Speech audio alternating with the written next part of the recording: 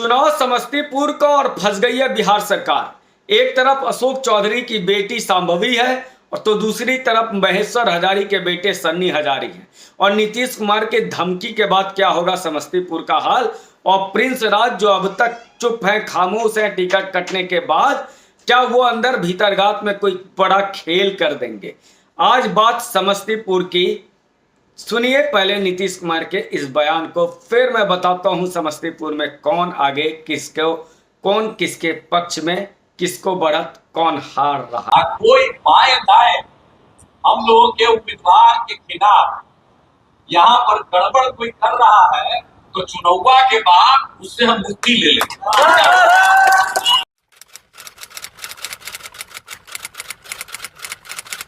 Samastipur Lok Sabha LJP-are यानी लोक जनशक्ति party Ramvilas यानी चिराग पासवान की पार्टी के पास यह सीट चला गया एनडीए में। वही महागठबंधन की तरफ से कांग्रेस पार्टी को ये सीट मिल गई। दोनों ही तरफ के, दोनों ही गठबंधन के तरफ से जो नेता हैं वो जदयू के हैं। सन्नी हजारी जो कांग्रेस के कैंडिडेट हैं, उनके पिता महेश्वर हजारी जदयू के बड़े नेता, दलित नेता हैं, डिप्टी स्पीकर रहे बिहार विधानसभा में। और वहीं पर शांभवी चौधरी आईपीएस, किशोर कुणाल वही पटना हनुमान मंदिर के संरक्षक, और अशोक चौधरी जो नीतीश कुमार के सबसे करीबी मंत्री अभी हैं। अशोक चौधरी इतने पावरफुल हैं कि ललन सिंह उनके सामने छोटे दिख रहे हैं। अशोक चौधरी की बेटी शांभवी और महेश्वर हजारी की बेटे सन्नी हजारी के बीच में अगर लड़ाई है तो मामला नीतीश कुमार की सरकार का है।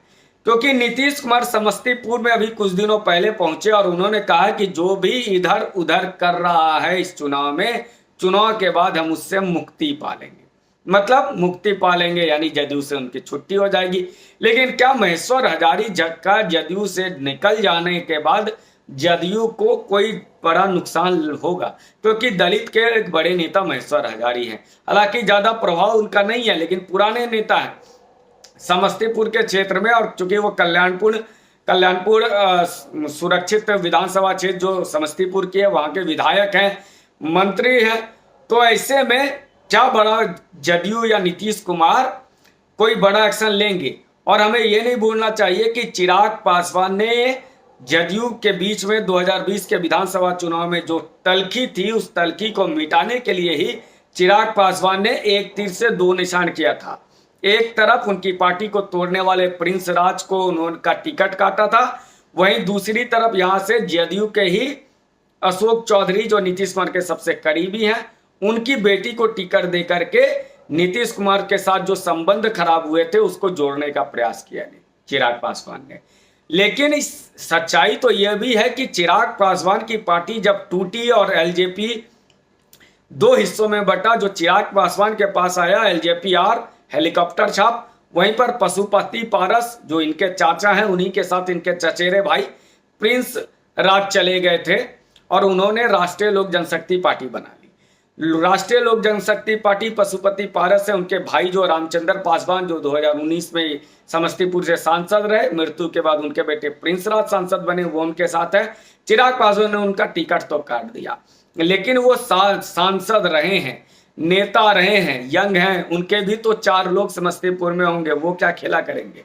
और जदयू के अंदर महेश्वर हजारी का पिछड़ी जातियों में अच्छा प्रभाव है। हालांकि समस्तीपुर में अगड़ी जाति और अति पिछड़ी जाति का एक बहुत बड़ा समीकरण है, जो भाजपा में नरेंद्र मोदी के साथ या नीतीश कुमार के साथ जो समीकरण है, इस समीकरण के साथ यह दोनों ही जाति, अति पिछड़ी जातियां और अगड़ी जातियां, इनका समीकरण रहता है। लेकिन यादव और मुस्लिम भी वहां पर 22% से ज्यादा हैं। ऐसे में और दलित का चेहरा है महेश्वर हजारी, तो दलित वोट भी उनको मिलना ही मिलना है। वहीं अशोक चौधरी बड़े नेता है, बड़े कांग्रेस के प्रदेश अध्यक्ष रहे हैं। अशोक चौधरी के पिता महावीर चौधरी वो भी कांग्रेस के मंत्री रहे हैं, गद्दावर नेता हुआ करते थे। ऐसे में एक लड़ाई बहुत दिलचस्प हो गई है। लेकिन नीतीश कुमार ने जो बात कही समस्तीपुर में, उसके बाद ये अंदेशा होने लगा है कि ऐसे में महेश्वर हजारी खेला कर सकते हैं। और देखिए समस्तीपुर एक ऐसा सीट है जो प्रभाव डालेगा दरभंगा में भी, जो प्रभाव डालेगा मुजफ्फरपुर में भी, और वो प्रभाव हाजीपुर में भी डालेगा, जहां चिराग पासवान चुनाव लड़ रहे हैं। उनकी जीत सुनिश्चित है, लेकिन पशुपति पारस उनके साथ, उनको एक भी टिकट एनडीए में नहीं मिला है, इसका भी प्रभाव पड़ेगा। और प्रिंस राज धोखा तो देंगे चिराग को, ये तो तय है। वहीं अशोक चौधरी से कई लोग जदयू में नाराज भी हैं। वे खेमा जो जदयू में अशोक चौधरी से नाराज है, वो महेश्वर हजारी के साथ खड़ा है। ऐसे में महेश्वर हजारी का पलड़ा क्या भारी हो जाएगा।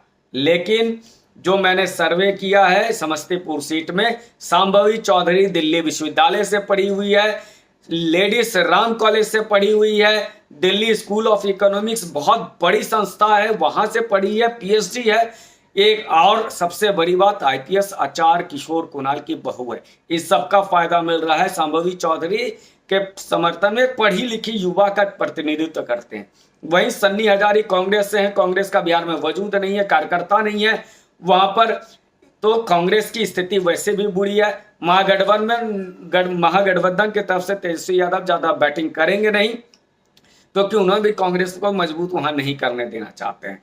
और यह तय है कि महेश्वर हजारी बाद में आरजेडी में शामिल हो सकते हैं, या कांग्रेस में जाके वो उनका कुछ होना नहीं है। तो ये सारी परिस्थितियों को देखिए, पशुपति पारस, प्रिंस राज, तेजस्वी यादव, महेश्वर हजारी, ये सब सन्नी हजारी के पक्ष में खड़े हैं। लेकिन अशोक चौधरी, नीतीश कुमार, पूरा जदयू और नरेंद्र मोदी का चेहरा, क्योंकि 12 तारीख को नरेंद्र मोदी की पटना में जब लोकसभा होगी तो उसका असर भी समस्तीपुर में पड़ेगा। कुल मिला के देखिए, सांभवी चौधरी आगे बढ़ रही दिख रही है, और सामने बढ़ने का मतलब यही नहीं है, वो अच्छे मार्जिन से चुनाव जीत भी सकती है, क्योंकि कांग्रेस के पास तो बूथ में खड़ा करने के लिए कार्यकर्ता भी नहीं है। उम्मीद करते हैं ये वीडियो आपको पसंद आया होगा। पसंद आया तो कृपया इसको लाइक कीजिए, शेयर कीजिए।